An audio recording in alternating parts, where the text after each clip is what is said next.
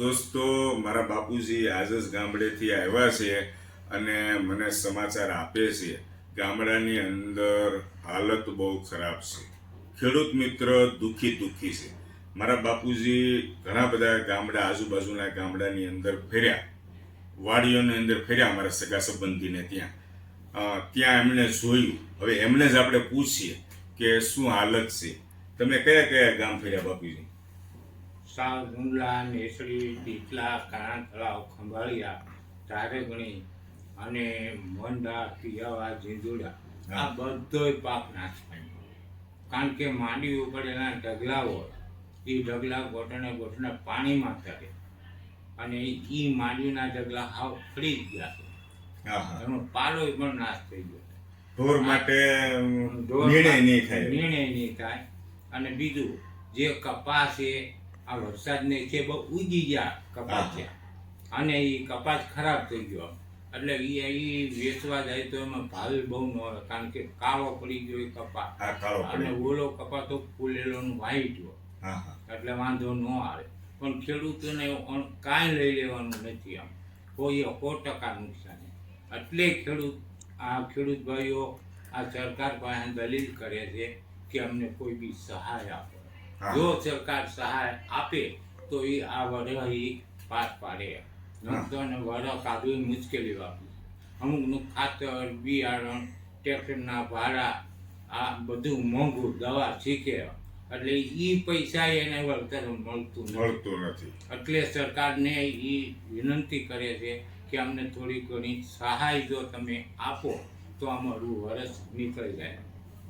દોસ્તો, ખેડૂત મિત્ર જગતનો તાત, જે રાત દિવસ ટાઢ તડકો વાડીએ જઈને મહેનત કરે છે અને અનાજ ઉત્પાદન કરે છે ને સિટીની અંદર આપણે બધા બેઠા બેઠા ખાઈએ છીએ અનાજ, શાકભાજી. આજે એ જ ખેડૂત મિત્ર દુઃખી છે. તમે ખાલી વિચાર કરો, ખેડૂત મિત્રો ખેતી કરતા બંધ થઈ જાય તો શું હાલત થશે. આજે એક ખેડૂત મિત્ર ની ઉપર આભ તૂટી પડ્યું છે. માવઠું થયો, અતિશય વરસાદ પડ્યો, છેલ્લા 10 દિવસ કન્ટિન્યુ વરસાદ પડ્યો ને માવઠાની અંદર, એટલે પાકને નુકસાન. કપાસ અને મગફળીનો પાક જે છે ને એ ખેડૂત મિત્રોનો મેન પાક છે, મુખ્ય પાક છે, જેનું વાવેતર વધારે કરતા હોય છે. આજે એ જ પાકની અંદર નુકસાન ગયું છે. વાત કરીએ અમારા બાપુજીએ, સિંગ નિષ્ફળ ગઈ છે, કપાસ ઊભા ઉગી ગયા છે, સુકાઈ ગયા છે, આવી કન્ડિશન થઈ ગઈ છે. તો એનું કારણ છે માવઠું જે થયું, અતિશય થયો વરસાદ, એના હિસાબે આ પાક નિષ્ફળ ગયો છે. બસ હવે પ્રશ્ન એ છે કે ખેડૂત મિત્રને આ વર્ષ નુકસાન ગયું છે તો એની બદલીમાં સરકારશ્રીને નમ્ર વિનંતી, બે હાથ જોડીને, કે વહેલી તકે ખેડૂત મિત્રોને સહાય કરે.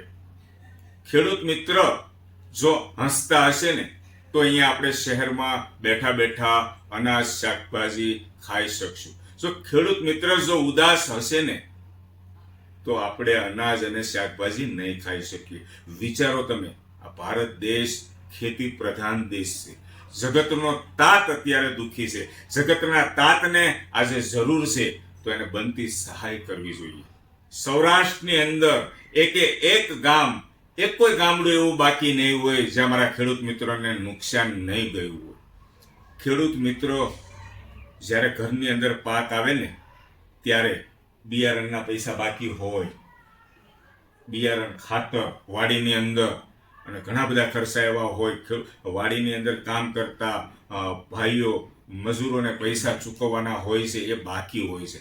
ઘરની અંદર જ્યારે ઉત્પાદન આવે ને ત્યારે હાથમાં પૈસા આવે ને એ પૈસાથી પછી લેતી દેતી ચૂકતે કરતા હોય છે. આજે ઘરની અંદર જ પૈસા નથી આવ્યા, પાક જ ઊભો નિષ્ફળ ગયો છે, તો એ પૈસા ક્યાંથી લાવે, પોતાનું ગુજરાન કેવી રીતે ચલાવે? તો બસ ફરીથી કહું છું, સરકારશ્રીને અપીલ કરું છું, એક નમ્ર વિનંતી કરું છું કે ખેડૂત મિત્રને બનતી સહાય કરો અને જગતના તાતને ખુશ કરો. તો આ ખેડૂત મિત્રોનો વિડીયો તમારા વોટ્સઅપ સ્ટેટસમાં સ્ટોરીની અંદર શેર કરજો, મેક્સિમમ લોકો સુધી પહોંચાડો અને સરકાર સુધી પહોંચાડો, જેથી કરીને ખેડૂત મિત્ર મારા જે જગતનો તાત જે દુઃખી છે એમને બનતી સહાય વહેલી તકે કરે. શું તમે કહો છો? એમ કહું, ખેડૂત ચાલુ વરસાદમાં વાડીએ જાય જોવા હા કે કેવો વરસાદ છે. હા તો ખેડૂત વાડીએ જાય તો ઘોટણે પાણી પીર્યા હોય, એમાં એના માંડવીના ડગલા તરતા હોય, હા. પછી ઊંચા કરીને જોવે હા. તો એમાં માંડવી બધી ઉગી ગઈ હા, હા. અને પાલો બાલો બધું ખાતે જેવું ફરી ગયું. એટલે બધા ખેડૂતોને બહુ તકલીફ છે. એટલે સરકાર પાસે સહાય માંગે છે, આવતું વર્ષ અમે કાઢશું કેમ. એટલે અમુક બિચારા રડે છે. 100 વાતની એક વાત, પાકમાં નુકસાન છે ને નુકસાન છે. સિંગ અને કપાસનું વાવેતર આ વર્ષે ફેલ છે, 0% રિઝલ્ટ છે. એટલા માટે મારો ખેડૂત મિત્ર આજે દુઃખી છે. તો આ વિડીયોને શેર કરો.